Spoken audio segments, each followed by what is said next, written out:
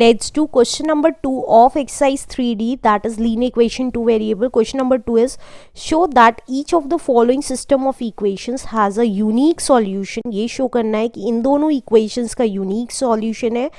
अगर unique solution है तो हमें उसको आगे सॉल्व करना है और x और y की वैल्यू निकालनी है, यूनिक वैल्यू, राइट. तो कैसे निकालेंगे चलिए देखते हैं.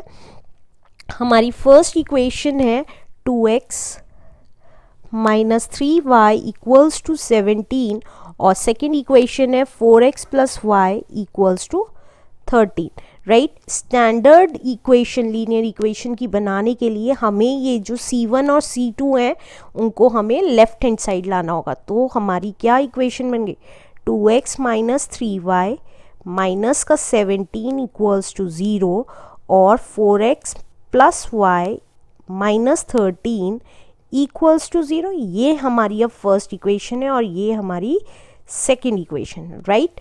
अब हमारा यूनिक सॉल्यूशन के लिए क्या होता था, फॉर यूनिक सॉल्यूशन हमारा होता था a1 upon a2 is not equals to b1 upon b2, right. अब हमारा a1 क्या है और a2 क्या है ये निकालना होगा और b1 b2 क्या है ये पता करना होगा. तो देखिए आप अगर यहाँ देखेंगे x के कॉफिशिएंट्स a1 a2 हैं और y के कॉफिशिएंट्स b1 b2 है. तो ये आ गया 2 and 4 और माइनस 3 and 1. अब आप देखेंगे a1 upon a2 is not equal to b1 upon b2 है. तो a1 a2 क्या है 2 अपॉन 4, इसको हम 1 अपॉन 2 भी कह सकते हैं. नॉट इक्वल है किसके माइनस 3 अपॉन 1 के.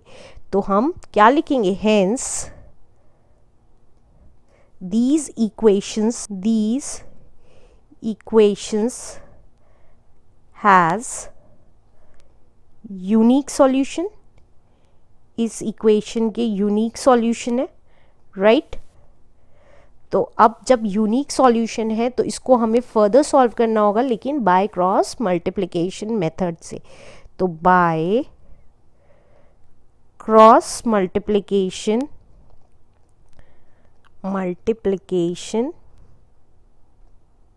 मेथड.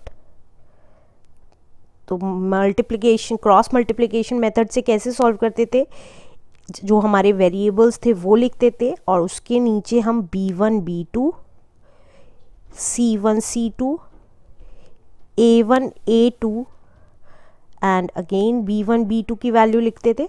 अब b1 b2 हमारा कितना है, दैट इज माइनस 3 and 1. तो minus 3 and 1 minus 3 and 1. a1 a2 है 2 and 4, देखिए ये रहा 2 and 4. तो हमने a1 a2 के आगे लिख दिया 2 and 4. c1 c2 देखिए c1 c2 है माइनस 17 and माइनस 13. तो यहाँ पे आ गया माइनस 17 एंड माइनस 13. तो x upon b1 into c2 minus b2 into c1, this into this minus this into this. इसी तरीके से this into this minus this into this into this minus this into this, right.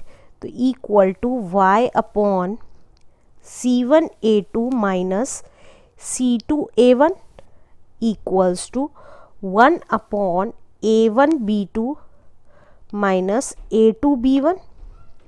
तो x upon b1 क्या था minus 3 into minus 13 minus 1 into minus 17. अब y upon minus 17 into 4 minus minus 13 into 2 equals to 1 upon 2 into 1 minus 4 into minus 3, right. तो ये कितना आ गया x upon, अब देखिए 13 3 ज़ा 39 लेकिन माइनस माइनस प्लस का, इसी तरीके से 17 1 ज़ा 17 माइनस माइनस प्लस का. तो ये लिख दिया हमने 39 plus 17 equals to y upon 17 4 ज़ा कितना हो गया 68 लेकिन माइनस का, और यहाँ पे देखिए प्लस का 13 2 ज़ा 26, तो हमने लिखा 17 4 ज़ा 68 minus minus plus 26 equals to 1/2 1 ज़ा 2 माइनस माइनस प्लस एंड 4 3 ज़ा 12। तो x अपॉन कितना आ गया, x अपॉन आएगा 39 प्लस 17, तो ये कितना आ गया 56। तो आ गया x upon 56 equals to y upon, y के नीचे क्या आएगा, देखिए 68 माइनस का है, 26 प्लस का है, तो आपस में सब्ट्रैक्ट हो जाएंगे, तो ये आ गया 42 माइनस का, तो यहाँ लिख देंगे हम माइनस का 42, और 1 के नीचे क्या आ गया, 1 के नीचे आ गया 2 प्लस 12 14, तो ये आ गया हमारा 14। अब हमने x की टर्म कांस्टेंट के साथ ली और y की टर्म कांस्टेंट के साथ, तो x upon 56 equals to 1/14, cross multiply हुआ तो ये आ गया 14x इक्वल्स टू 56। अगर आपको क्रॉस मल्टीप्लिकेशन मेथड समझ ना आ रहा हो तो प्लीज़ इससे पहले वाली एक्सरसाइज ज़रूर देखें स्टार्टिंग से, राइट। अब देखिए 14 4 ज़ा इज़ 56, तो x की वैल्यू आ गई 4, राइट।